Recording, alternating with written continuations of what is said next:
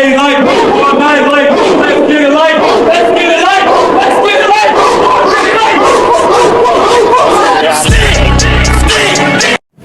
Bismillahirrahmanirrahim. Assalamualaikum warahmatullahi wabarakatuh. Today we are going to discuss the United States' role in East Asia's regional security after World War II and relevance of military presence for international peace and security. So the East Asia region is covered with a long thread of history and becoming. After the end of World War II, the region became a political arena for the competing Cold War powers, which included the United States and the Soviet Union. The heat of the Cold War is further unleashed in the region in the shape of war, political upheaval, democratization, and economic ups and downs. After World War II, the United States incorporated liberal values and promoted free trade around the world. It established institutions such as the United Nations and the International Monetary Fund or IMF.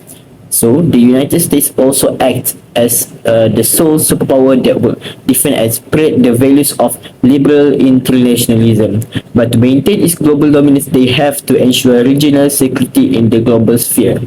And that's why the US has given serious attention building regional security in East Asia region since the end of World War II. So this essay will discuss the role of United States in the East Asian regional security and the significance of United States' current military presence in the region. First of all, as the term in itself implies, East Asia means eastern part of Asia due to serious ongoing political tensions in the area, notably the split of Korea Peninsula and the political status of Taiwan. China, North Korea, South Korea, and Taiwan are all unrecognized by at least one other East Asian state. The power, status, and capabilities of each state in the region made US interference important in ensuring regional security. So, in line with this statement, it justifies US strategy and objectives in securing a safe and peaceful East Asia. The security dynamic that shapes the region's political gamble during the Cold War can be understood by the Regional Security Complex Theory or RSCT framework, which was developed by Barry Bozan and Walter Weaver. According to RSCT theory, international security should be studied from a regional viewpoint, and relations between nations and other players reflect predictable geographically grouped patterns. Globally, the triangle game of containment and counter-containment between the United States, the Soviet Union, and China covered not just East Asia, but also to South Asia. And according to Buzan again, after the Cold War, the withdrawal of Soviet power made a big difference to East Asian security dynamics. The Korean Peninsula tensions persisted while Japan remained the US dependent partner. And the fundamental point in this section is that by providing more significance to China, the Cold War ended the way for an external change in East Asia's regional security architecture. Thus, the US should have the power to check China's rise and possible aggression towards its allies that will endanger the security of the region. Okay, next is United States role in Asia regional security present for international peace and security in Cold War era. Okay, first is containment strategy were carried out to prevent to advance of the Soviet Union. Okay, the Cold War era saw containment effort established as one of America's largest engagement in Asia. By implementing this foreign strategy, the Soviet Union was prevented from expanding its influence beyond China.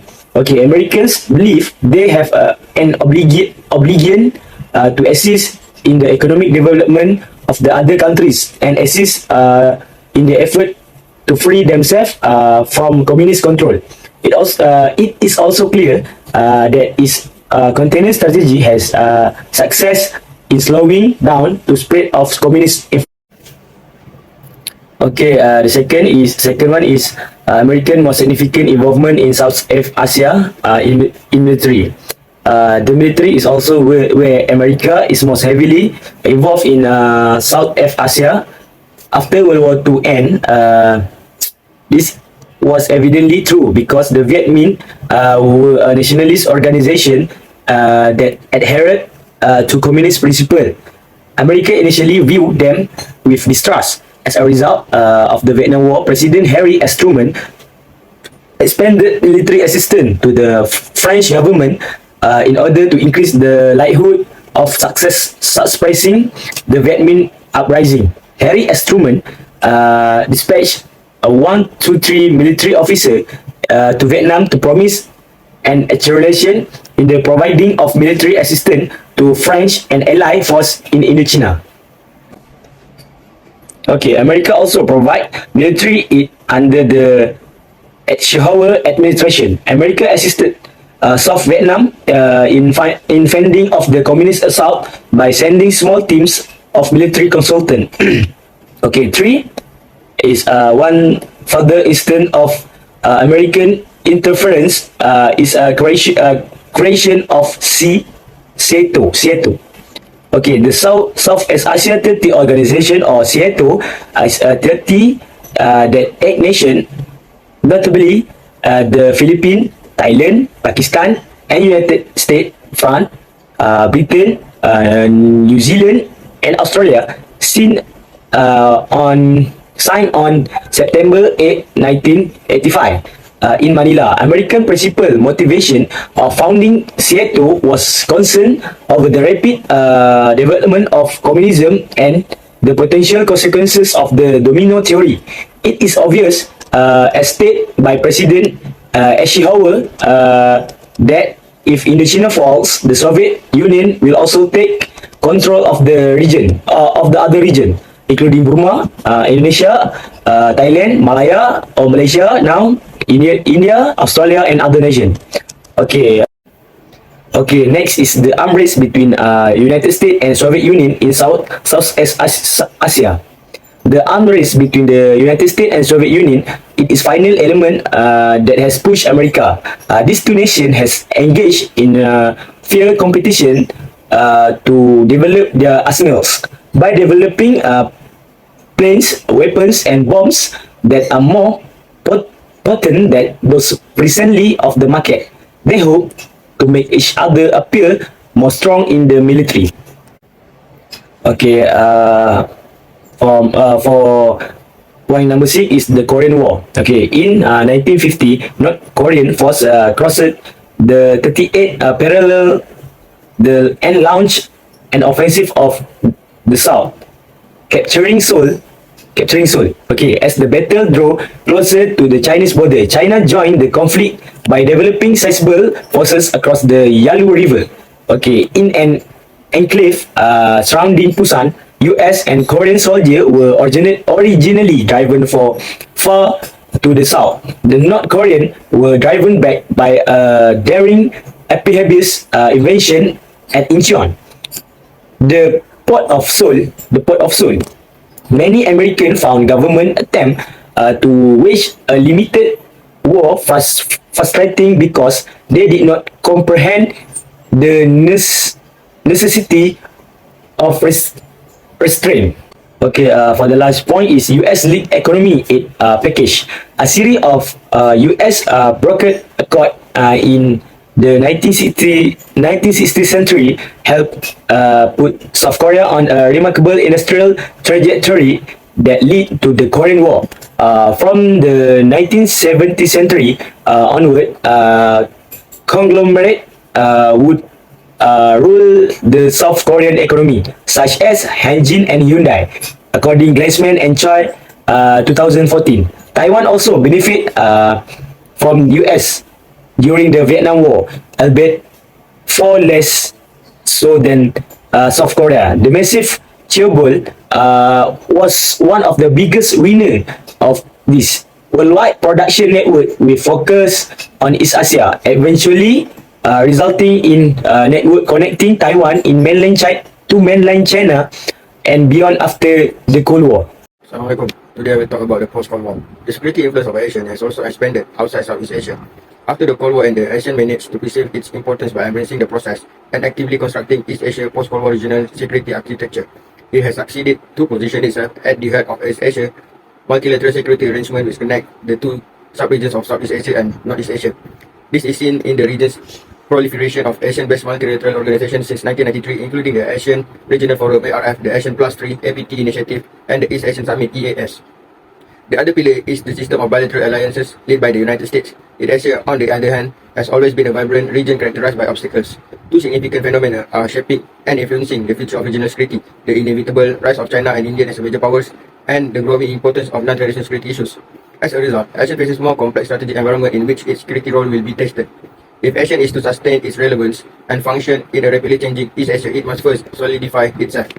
The conclusion of the Cold War causes a significant shift in ASEAN power balance, but it was not immediately visible. But many observers consider the East Asian area as less likely to be the site of conflict now that the threat of confrontation with Russia had mostly passed. Even the usually volatile Korean Peninsula looked to be settling in late 1991 when the North and South Korea made agreement on disarmament and North and South dialogue. Others wanted the US to retain a robust military presence in the region of grow its economic engagement, despite the lack of fresh security concern comparable to the danger posed by former Soviet Union.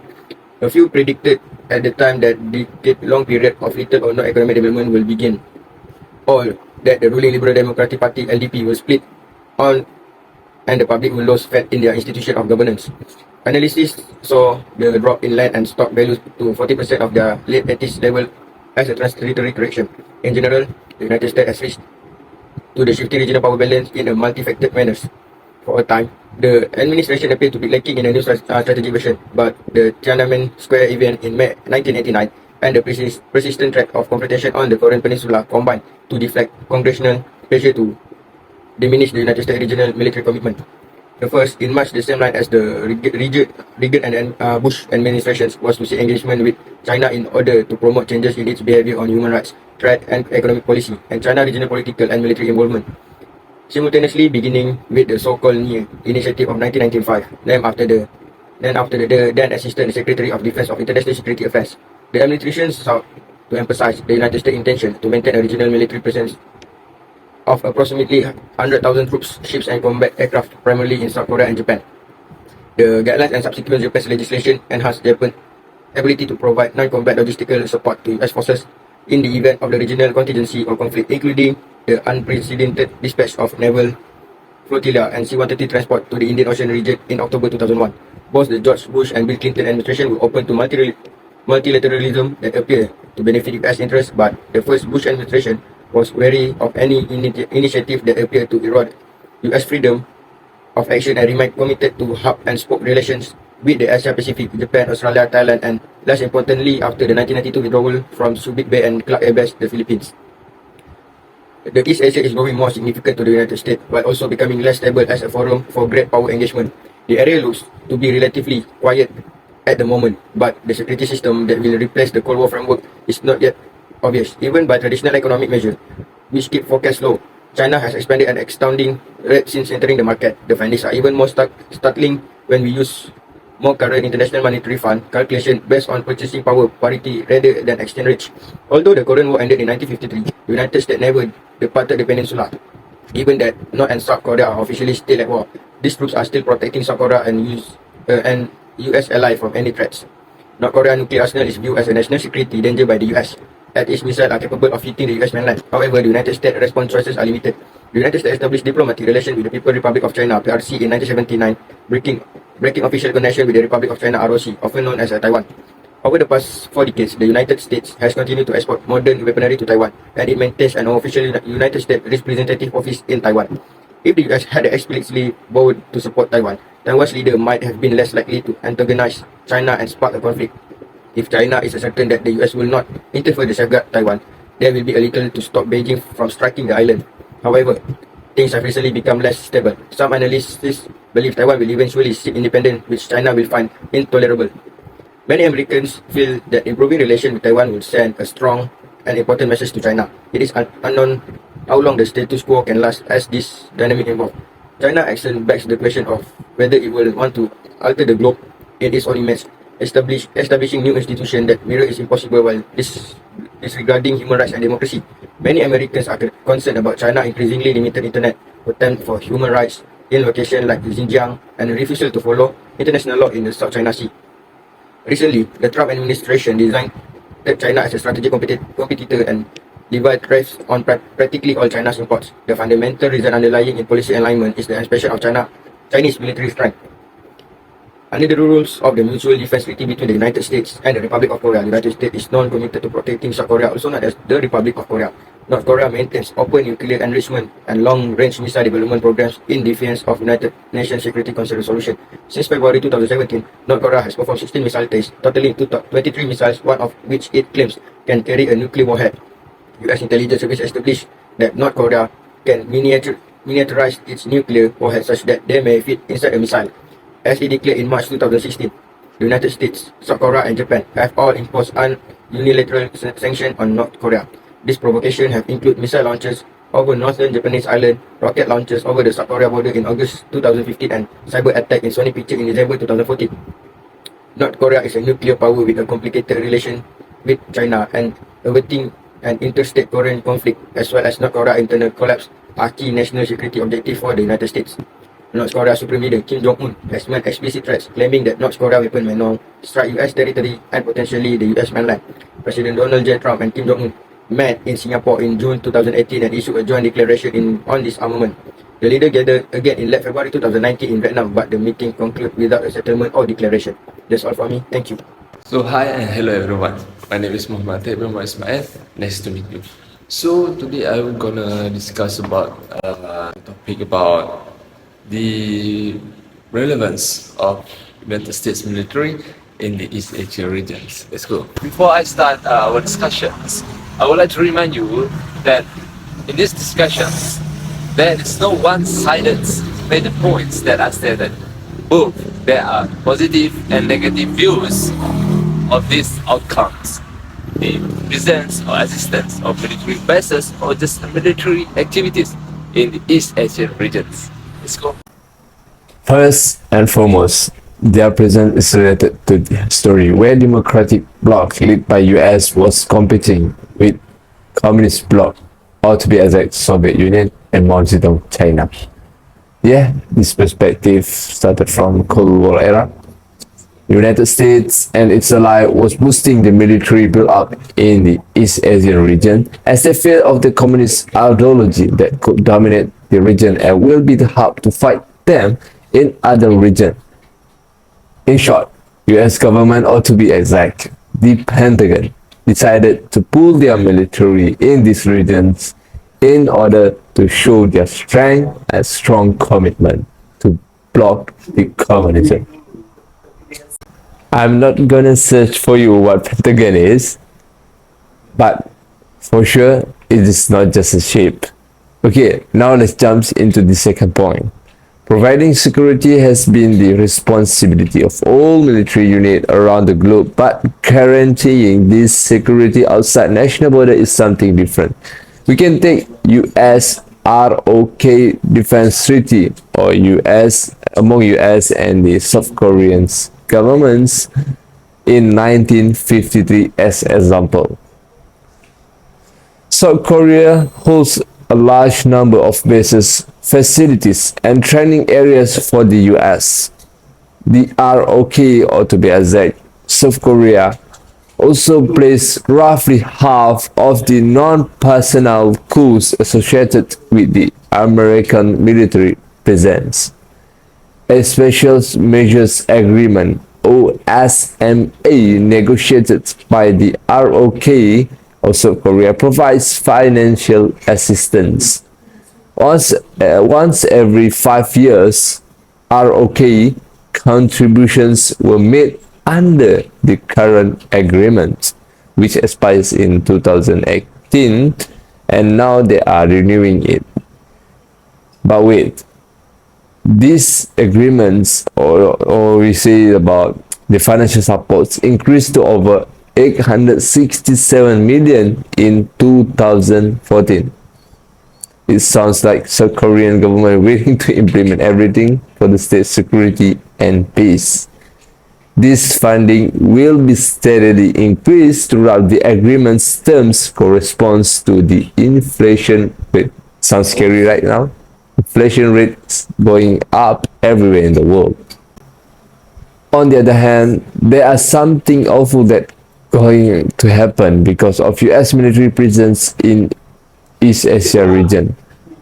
First, as US military feel threatened by the aggression and military build-up of China particularly, North Korea feel the same but not to China, instead it is US.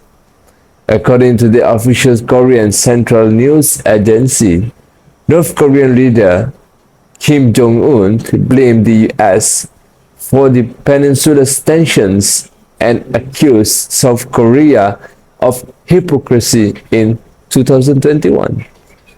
He also stated that the US is the root cause of instability. Pyongyang is subject to a slew of international sanctions for its prohibited nuclear weapons and ballistic missile programs, both of which have advanced rapidly under Kim. In a speech at a military exhibition, Kim Jong-un, however, stated that his country was only increasing its weapons for self-defense and not to start a war.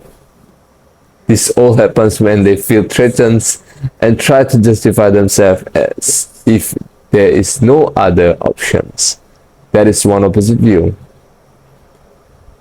Two, or the last one, is dragging countries into a high-risk war or creating a scenario in which neutral countries must choose a side. I'm pretty sure that you all must be informed about the rising tension between Taiwan or ROC, Republic of China, and China's mainland, PRC, People's Republic of China, after the visit of US Speaker Nancy Pelosi to Taiwan.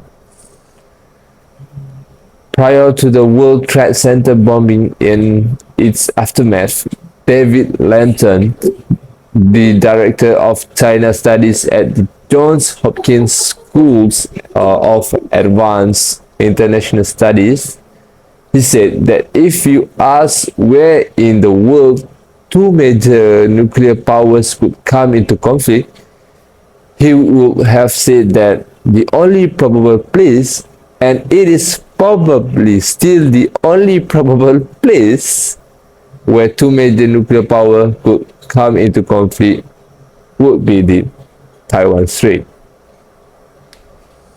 Neutral countries, particularly developing countries in the region, are forced to take sides in order to survive, just like Malaysia, Indonesia, and Brunei. Even though there was a recent plan to drag Indonesia into the US bloc, it did not happen thanks to Indonesian President Joko Widodo. The conclusion is that Asia Pacific continues to be a key region for US foreign policy. Core US geopolitical, security, and economic interests collide in this crucial region. In addition to preserve and strengthening its security and trade ties with long-standing allies and partners, US policy in the Asia Pacific aims to take on China, the US most potent foe and opponent. Offshore balancing has long been a crucial and largely successful method for the United States to safeguard its interests across many regions. In an effort to counteract rising Chinese power and influence in the region, the United States is currently constructing a more extensive engagement in the Asia-Pacific strategy.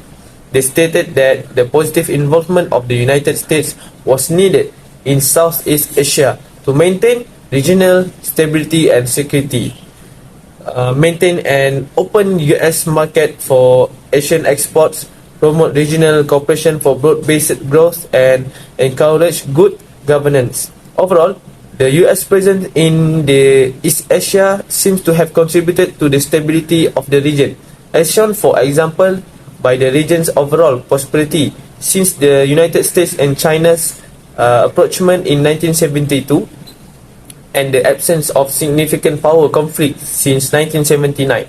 The 2011 US shift, which was declared, may be slightly more troublesome. On the one hand, it has been publicly welcomed by several nations in the area and doesn't seem to be having a materially negative impact. The US pivot, however, appears to be giving some regional states the confidence to envelope push their bilateral issues with China, according to some evidence. As noted by Henry Kissinger, even those Asian states that are not members of alliance with the United States seek the reassurance of an American political presence in the region and of American forces in nearby seas as the guarantor of the world to which they have grown accustomed. It is undoubtedly true that the spectacular rise of China seems to have caused a number of regional states to strategically by giving at least take it support to continuing US presence.